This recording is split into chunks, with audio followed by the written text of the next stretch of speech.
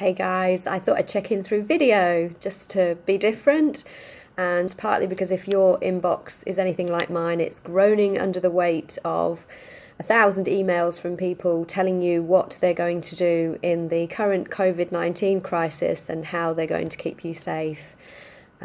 I've got emails from people that I actually don't ever remember doing business with, but they seem to have me on a mailing list, and so I cleared down about 25 emails an hour ago, and I can see that there's still more.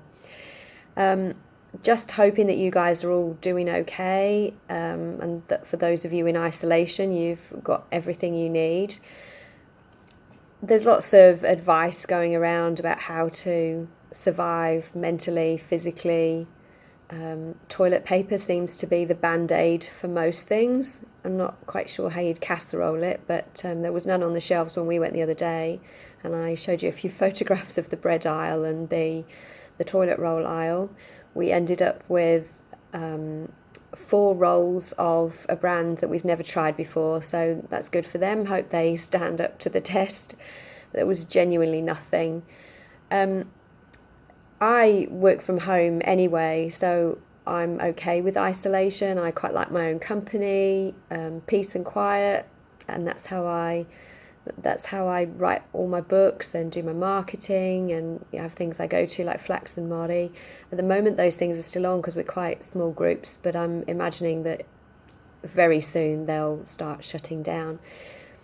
But yeah, I'm here. I'm answering my emails. If you want to get in touch with me, you want to have a conversation on Messenger, I'm around.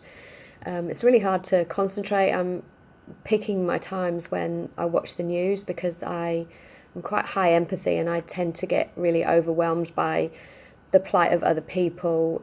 Someone told me today that New Zealand is shutting its borders, and anybody not in by a certain time won't be allowed in, and things like that really affect me. I want to drive to the airport, scoop them all up and take them home, and consequences be damned. I just can't bear to think of people just being stranded like that, because that's someone's family.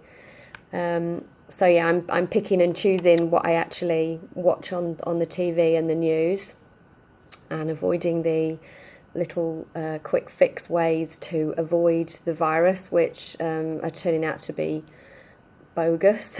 So I don't think if you hold your breath for the next week, it's actually going to do much to help. It might raise your blood pressure a bit, but yeah. There's lots of people profiteering and trying to big themselves up by showing some kind of superior knowledge, and so yeah, I'm pretty much ignoring all of those. Something occurred to me yesterday, so I did go to my Flax class. I stayed about an hour. It was quite hard to concentrate. We are a small group. We're very spread out around the room. The front door was open. There was no hugging, which is really hard in a setting like Raranga Harakiki, because just by nature of Māori culture, it is a very huggy, feely environment. We do all love each other. We've helped each other find our ara, and yeah, so it was really quite awkward to go in and not hug someone, or someone give you a hongi or whatever. Yeah, that was really unusual.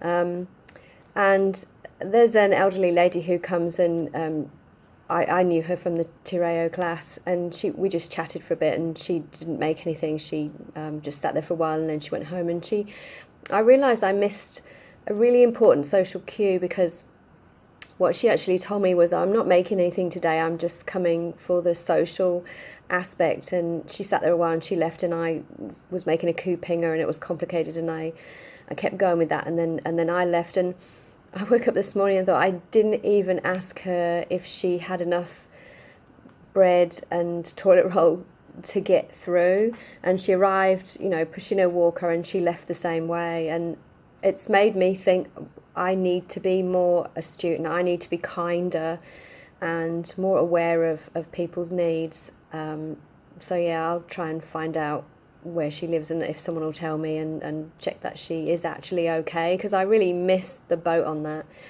yesterday afternoon I went out with a friend. I needed to change the milk.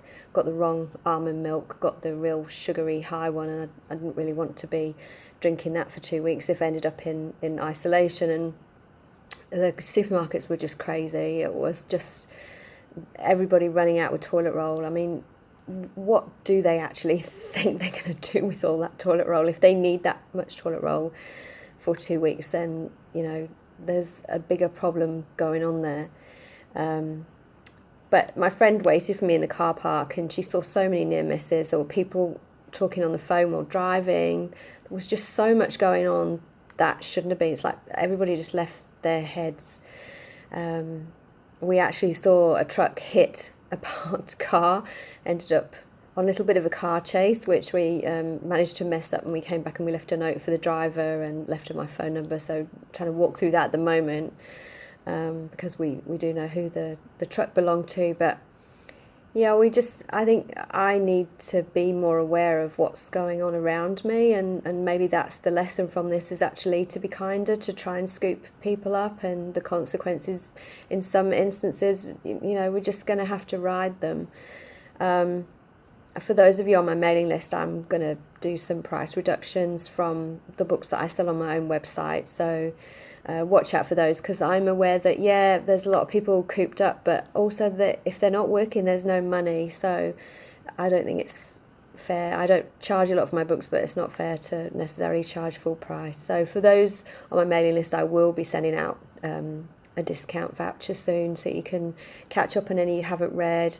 And Dead Straight, the first in the Curly fan club, is actually free. I've just put that on perma free for the moment, even though book 2's not out, just to give people a chance to read it. It's a funny book. It'll take your mind off stuff, and for those of you who've already read it, you can see I haven't yet scrunched out my crunch. So if you've read that, you'll get that. So yeah, just to video rather than email at the moment. Stay safe out there. Keep getting in touch with me. I am here. I am interested in your emails, because very soon that's all we're going to be able to do. If the predictions are correct, we're all just going to be stuck at home, working online, emailing, and this will be our life. It's a really interesting take. You could never have imagined on Christmas Day, when I know we sat down at my daughter's and went for a walk in the afternoon, we never would have foreseen this. So stay safe out there, be kind if you get the opportunity, don't miss the social cues, and just stay safe. See you guys.